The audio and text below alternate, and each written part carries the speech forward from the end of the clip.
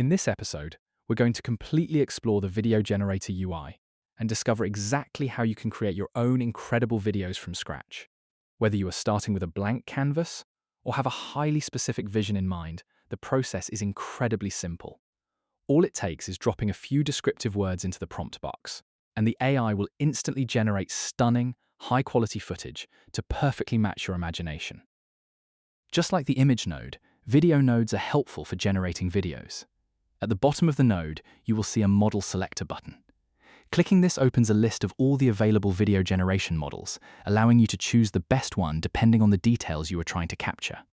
For example, Google Veo is excellent at following prompts strictly in storytelling, while Kling is great at camera movement and overall motion dynamics. On the other hand, Seedance is the most balanced option, working beautifully with realism.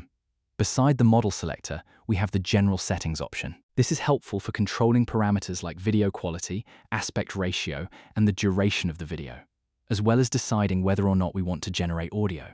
We can also set a specific seed to ensure consistent results over multiple generations. If you are still adjusting your prompts, the draft mode is incredibly useful for quickly generating a video without spending too much time on fine details. Keep in mind, these options might vary depending on the model you use. For instance, Google Veo provides a unique enhanced prompt option, which automatically adds richer detail to your descriptions. Let's select Seedance 1.5 Pro for this tutorial.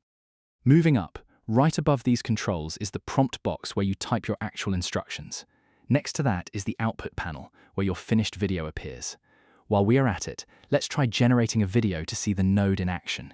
We need to just enter a prompt, click Run, wait for the node to process, and there it is, your first video.